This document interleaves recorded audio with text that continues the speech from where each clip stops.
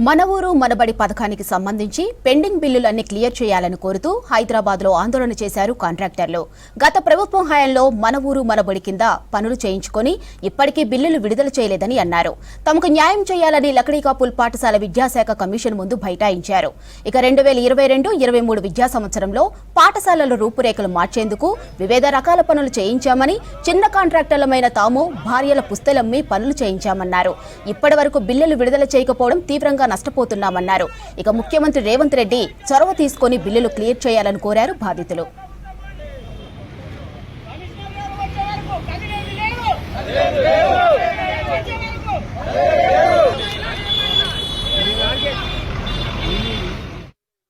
మన ఊరు మనబడి కార్యక్రమం చేపట్టారు ప్రభుత్వ హయాంలో. 2023 జూన్ నుండి మాకు ఇప్పటి వరకు 2 సంవత్సరాల వ్యవధిలో ₹1 కూడా రాలేదు.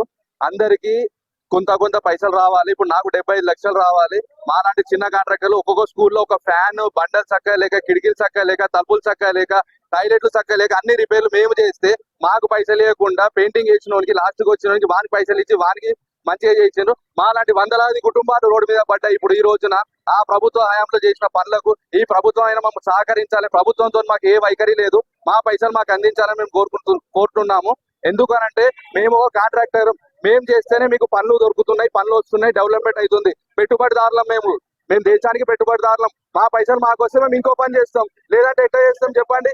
పేద కాంట్రాక్టర్లు మేము అప్పు తెచ్చి అది చేసి చేస్తాం. ఇప్పుడు మాకు ఇక్కడ బిల్లు కొట్టేయాలంటే బిల్లు కొట్టేటోడు లేదని, చెక్ లేదు, ఏం లేదు. ఏమనంటే ఎడ్యుకేషన్ డిపార్ట్మెంట్ అంటారు. కలెక్టర్ దగ్గర వెళ్ళినా, మినిస్టర్ దగ్గర వెళ్ళినా, ఎమ్మెల్యే దగ్గర వెళ్ళినా, ఎవరి దగ్గర వెళ్ళినా కూడా మాకు అయితే లేదు. మా ముఖ్యమంత్రి గారు రేవంత్ రెడ్డి గారు మేము దండం పెట్టి చెప్తున్నాము, మమ్మల్ని ఒక్కసారి కాపాడండి, మమ్మల్ని రోడ్ ఎక్కియండి, మీకు దండం పెడుతున్నాం. రేవంత్ రెడ్డి గారు అప్పుడున్న ప్రభుత్వం కలెక్టర్ గారు ఇవాళ మమ్మల్ని ఒత్తిడి తీసుకొచ్చి స్పెషల్ ఆఫీసర్ పెట్టి పనులు చేయించడం జరిగింది. చేయించిన తరుణంలో వాళ్ళే ఎత్తి నుంచి ఇప్పటి వరకు వాళ్ళ డబ్బులు వస్తలేవని మేము 2 సార్లు కలెక్టర్ గారికి మెమోరాండం ఇవ్వడం జరిగింది.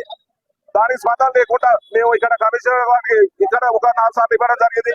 అందులో ప్రజాభవన్ కానీ, ప్రిన్సిపల్ సెక్రటరీ కానీ, ముఖ్యమంత్రి దగ్గర పోదామంటే మాకు ఆయన ముఖ్యమంత్రి శాఖ ఉన్నది కాబట్టి మేము పోలేని పరిస్థితి ఉన్నాం. కాబట్టి దయచేసి మేము చిన్న కాంట్రాక్టర్, నాకే ఒక 19 లక్షలు, ఆ 19 లక్షలకు ఇప్పటికీ ఒక 10 లక్షలు ఇంట్రెస్ట్ మిత్తినే కట్టడం జరిగింది.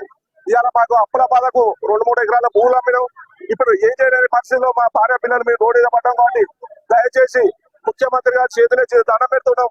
ఇవాళ శాఖే మీ దగ్గర ఉన్నది కాబట్టి మమ్మల్ని దయదలిచి మీరు వెంటనే మా బిల్లులు విడుదల చేయాలి. లేని పక్షంలో మేము మాత్రం మా భార్య పిల్లలకు వచ్చి మేము స్కూల్లో తాళాలు వేసే పరిస్థితి ఉన్నది. కాబట్టి దయచేసి మీరు వెంటనే